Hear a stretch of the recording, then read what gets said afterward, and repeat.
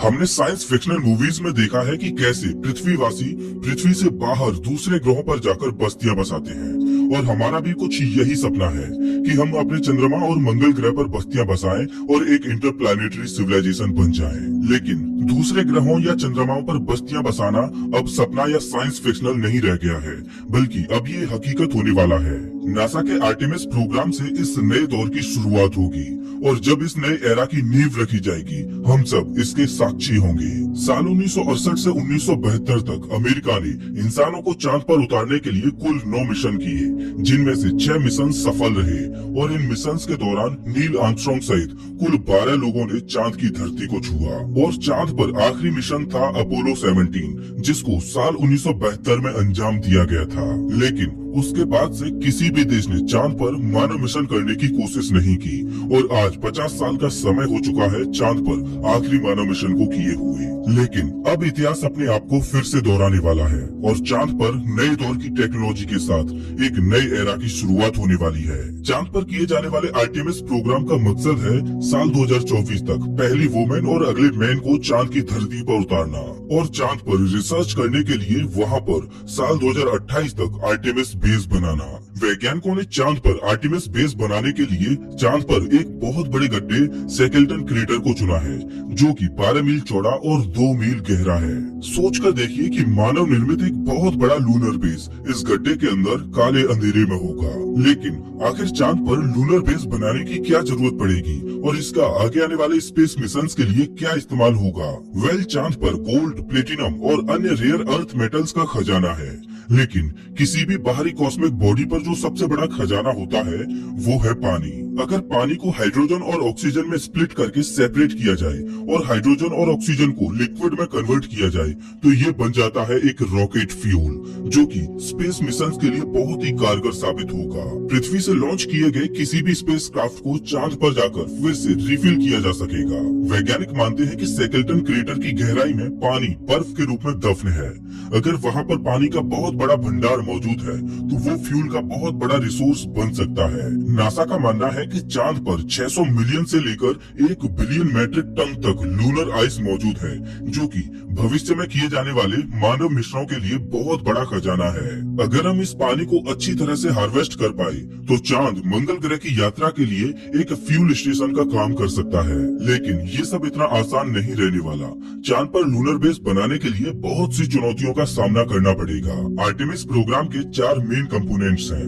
पहला है space launch system rocket यानी SLR, जो कि अभी तक का सबसे पावरफुल रॉकेट होगा, जो स्पेसक्राफ्ट को पृथ्वी से बाहर तक लॉन्च करेगा।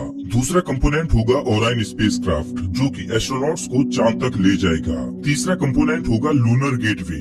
ये एक तरह का छोटा स्पेस स्टेशन होगा जो कि चांद के चारों ओर चक्कर लगा रहा होगा। और इस मिशन का चौथा कंपोनेंट होगा ह्यूमन लैंडिंग सिस्टम, जिसकी मदद से एस्ट्रोनॉट्स चांद की सतह पर उतरेंगे और ये सारे ही सिस्टम एक साथ ऑपरेट होंगे। चलिए अब जानते हैं कि आर्टेमिस प्रोग्राम को अंजाम कैसे दिया जाएगा। आर्टेमिस प्रोग्राम के पहले ही मिशन में एस्ट्रोनॉट्स को चांद पर नहीं उतारा जा सकता, क्योंकि ऐसे मिशंस में बहुत ज्यादा रिस्क होता है। किसी भी मानव मिशन को अंजाम देने से पहले ये सुनिश्चित करना जरूरी होता है कि चांद पर भेजने और वहाँ से वापस लौटने में जिस टेक्नोलॉजी का उपयोग हो रहा है वो टेक्नोलॉजी ठीक से काम कर भी रही है या नहीं। इसीलिए वैज्ञानिक अनमैन्ड मिशन करते हैं। जब उनमें सफलता मिल जाती है तब जाके इंसानों को भेजने का रिस्क लिया जाता है और उनमें उन्हीं रॉकेट्स और टेक्नोलॉजी का इस्तेमाल किया जाता है जो अनमैन्ड मिशन को अंजाम दे चुकी होती है। ऐसा ही वैज्ञानिकों ने चांद पर इंसानों को उतारने के लिए अपोलो प्रोग्राम में किया था। अपोलो 4, 5 और 6 इन 3 अनमैन्ड मिशन को सबसे पहले अंजाम दिया गया था। उसके बाद अपोलो 7, 8, 9 और 10 मिशन को अंजाम दिया गया, जिसमें एस्ट्रोनॉट्स तो थे लेकिन उनमें चांद पर उतरने के लिए लैंडर मौजूद नहीं था। मतलब इन मिशंस में एस्ट्रोनॉट्स को चांद पर उतरने के लिए नहीं भेजा था, बल्कि उन्हें केवल सभी सिस्टम्स को टेस्ट करने के लिए भेजा गया था। अपोलो 7, 8, 9 और 10 मिशंस में एस्ट्रोनॉट्स चांद पर गए तो थे, लेकिन वो चांद के ऑर्बिट में घूमकर फिर से वापस आ गए। जब वैज्ञानिकों ने ये सुनिश्चित कर लिया कि अब वो इंसानों को चांद पर उतारने में सक्षम है, तब जाके अपोलो 11 को लॉन्च किया गया और इंसानों को चांद की धरती पर पहली बार उतारा गया। ठीक उसी तरह से आर्टेमिस प्रोग्राम को भी अंजाम दिया जाएगा।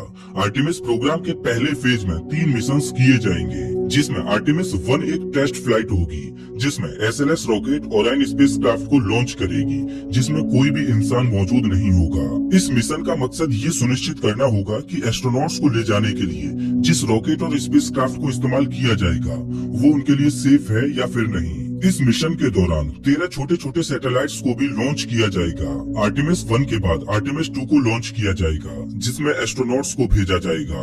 इस मिशन का मकसद होगा कि ओराइन स्पेसक्राफ्ट का लाइफ सपोर्ट सिस्टम भविष्य में होने वाले मून मिशंस के लिए लंबे समय तक सस्टेन करेगा या नहीं। इस मिशन में 4 एस्ट्रोनॉट्स को लूनर ऑर्बिट में भेजा जाएगा और ये एस्ट्रोनॉट्स वहाँ पर चांद की परिक्रमा करते हुए 4 दिन बिताएंगे। उसके बाद फिर से वे घर वापस लौट आएंगे और उसके बाद आर्टेमिस 3 को लॉन्च किया जाएगा, जिसमें पहली बार एक वुमेन चांद की धरती को छुएगी और 50 साल के एक लंबे इंतजार के बाद फिर से चांद पर इंसान पहुंचेंगे। आर्टेमिस 3 को 2024 में लॉन्च किया जाना है। स्पेस लॉन्च सिस्टम यानी एसएलएस को साल 2011 से ही डेवलप किया जा रहा है, जब नासा ने पहली बार आर्टेमिस प्रोग्राम को अनाउंस किया था। ये अभी तक का सबसे पावरफुल रॉकेट है और ये दुनिया का सबसे सुपर हैवी लिफ्ट व्हीकल है। ये इतना पावरफुल है कि एक 32 मंजिला इमारत को भी उछालकर फेंक दे। एसएलएस का काम होगा ओराइन स्पेसक्राफ्ट को पृथ्वी के ऑर्बिट में ले जाना। पृथ्वी के ऑर्बिट में पहुंचने के बाद काम शुरू होगा ओराइन स्पेसक्राफ्ट का। ओराइन स्पेसक्राफ्ट को 3 पार्ट से मिलकर बनाया गया है, जिसमें से पहला है क्रू मॉड्यूल, जिसमें 6 एस्ट्रोनॉट्स रहकर काम कर सकते हैं और डीप स्पेस ट्रेवल कर सकते हैं। लेकिन आर्टेमिस 3 मिशन में केवल 4 एस्ट्रोनॉट्स ही चांद पर जाएंगे। इसका दूसरा पार्ट है सर्विस मॉड्यूल, जिसमें एस्ट्रोनॉट्स का लाइफ सपोर्ट सिस्टम मौजूद है। सर्विस मॉड्यूल का ही काम होगा क्रू मॉड्यूल में पर्याप्त प्रेशर और ऑक्सीजन बनाए रखना। साथ ही सर्विस मॉड्यूल में एक इंजन भी है, जिसको डीप स्पेस में ऑपरेट किया जाना है। और ओराइन का तीसरा पार्ट है एबॉर्ट सिस्टम। इसका उपयोग मेनली एस्ट्रोनॉट्स की सेफ्टी के लिए है। अगर बाई चांस लॉन्च से लेकर पृथ्वी के ऑर्बिट में प्रवेश करने तक मिशन में कोई गड़बड़ी होती है, तो एस्ट्रोनॉट्स इस अबॉर्ट सिस्टम की मदद से अपनी जान बचा पाएंगे। पृथ्वी के ऑर्बिट में एक बार ओराइन के पहुंचने के बाद लोड कम करने के लिए अबॉर्ट सिस्टम को हटा दिया जाएगा, क्योंकि अब ओराइन खुद ही सेफली अबॉर्ट कर सकता है। रॉकेट से अलग होने के बाद ओराइन स्पेसक्राफ्ट चांद की ओर गोली की रफ्तार से भी तेज गति से बढ़ेगा। आर्टेमिस प्रोग्राम को नासा अकेले अंजाम नहीं देने वाला, बल्कि इस मिशन में कुछ अंतर्राष्ट्रीय और प्राइवेट कंपनी भी सहयोगी होंगी।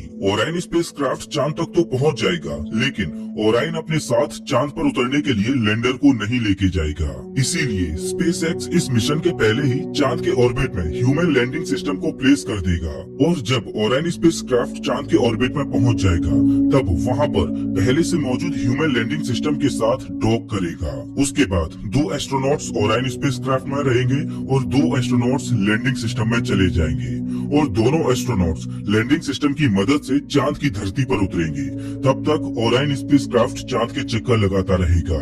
एस्ट्रोनॉट्स एक हफ्ते तक चांद की सतह पर रहकर रिसर्च करते रहेंगे। उसके बाद वो वापस ओराइन पर पहुंच जाएंगे और ओराइन का इस्तेमाल करके वो वापस पृथ्वी पर आ जाएंगे। लेकिन आर्टेमिस प्रोग्राम यही खत्म नहीं होगा, बल्कि ये तो एक नई एरा की शुरुआत होगी। दरअसल भविष्य में चांद पर इंसानी बेस बनाने के लिए सबसे पहले चांद के ऑर्बिट में एक छोटा सा स्पेस स्टेशन बनाया जाएगा, जो चांद के ऑर्बिट में घूमता रहेगा।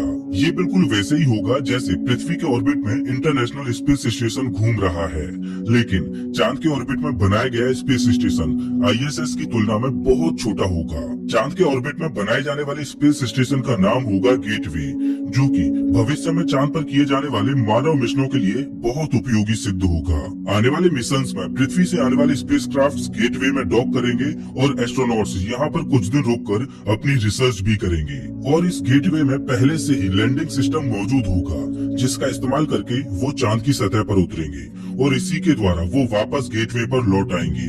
इस गेटवे की मदद से साल 2028 तक चांद पर एक लूनर बेस बनाया जा चुका होगा और भविष्य में मंगल ग्रह पर उड़ान भरने के लिए चांद के इसी लूनर बेस का अहम योगदान रहेगा।